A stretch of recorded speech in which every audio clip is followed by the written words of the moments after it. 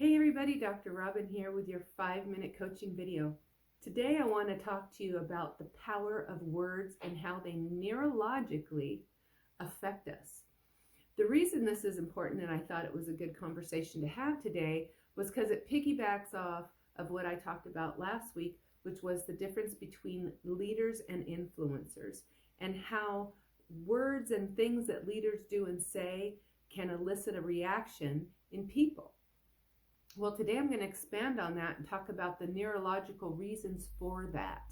And number one, first and foremost, neurology has shown us very specific things happen in the brain when words are spoken, or more importantly, when they are something we speak to ourselves. This is why you hear a lot about getting rid of the negative self-talk. Well, there's a neurological reason for that, and I'm going to explain to you what that is. So words themselves, language, there's a language part of our brain, in case you did not know that, but also words have this way, they kickstart what we call the motivational centers of our brain. And the motivational centers of our brain, which includes our frontal lobe, is what kicks us into action. That's what's our motivational centers. That's what makes us do things or not, right? And so what can negative words do? Well, they do that and something else. What negative words do is go into the part of the brain that initializes that fight or flight response. Negative words incite the fear centers of our brains and create this neurological chemical reaction that starts that fight or flight mode. And why is that so bad? Fight or flight mode is something we're only supposed to be in extreme emergencies. Okay, in prehistoric times, it was when you were running from the lion, right? In today's world, it's a different thing, but it's still the same function. Okay, so negative words affect us neurologically in the fear centers of our mind. And depending on where you are in your life, like maybe you have a tendency to be an anxious person, or you have PTSD or an anxiety disorder, this can be debilitating. And when it's in our heads, it's worse, right? Because then it's like a looping tape, right? So this is why in therapy we work with people to remove or reduce the negative self-talk, because when we do that, we propel ourselves into a continual state of anxiety. So what do positive words do? Well, they do the same thing, but obviously in a positive way. They stimulate that frontal lobe of our brain. The language centers, like I said, those centers that produce movement and excitement and action.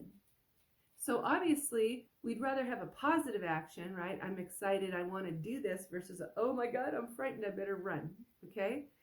Same thing, action, different reaction, different response.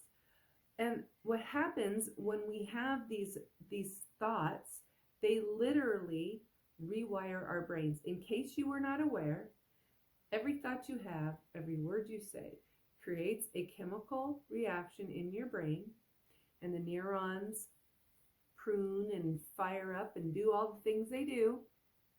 And most importantly, the parietal lobes of our brain is where it is what changes the most, and where self-talk and self-perception and all things about your self-image are housed.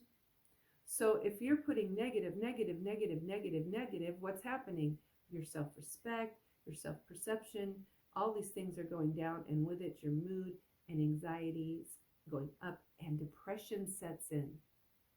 And something that's very important to remember, we often say, I just reacted. Well, there's a couple steps before that. It always starts with a thought, as I have said. Thought produces a chemical reaction in our brain that produces an emotion, which therefore produces a behavior.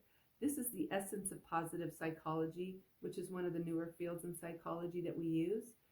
But that is why words are so powerful. That is why Trump has been, well, he's now been let go, right?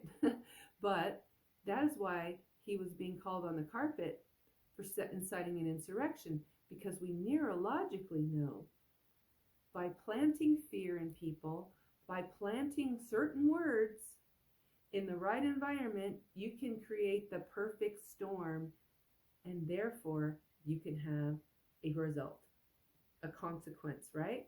So if we have a bad consequence, it's probably because we had some kind of bad thought, which produced an emotion, which produced a behavior, and vice versa for positive. So today I want you to think and pay close attention. Close attention. Spend a week just paying attention to your thoughts. If you have a negative emotion, stop and ask yourself, what was I thinking? And backtrack and follow back that thought. And find out where the negative self-talk's coming from. And if you're surrounded with people who are negative to you, end it. Okay? Because if you can't psychologically process it, you shouldn't be there. It'll destroy you. So, think about the words you say to yourself, and think about the words you say to others, and think about the words they say to you. There's a very important neurological process going on that affects you psychologically, and you need to know that. And if you're working with teams, you need to know that too. If you're a parent, it's especially important, right? We all need to think about that. So just remember, your words have power, and they neurologically affect you and others. So that said, this is Dr. Robin signing off. Go to drrobingoins.com. The address is right down there. Sign up for some of my great classes, sign up for a webinar, or just call me for a consultation, whatever works for you. But words have power. Remember, what you think is what you are. Have a good day, everyone.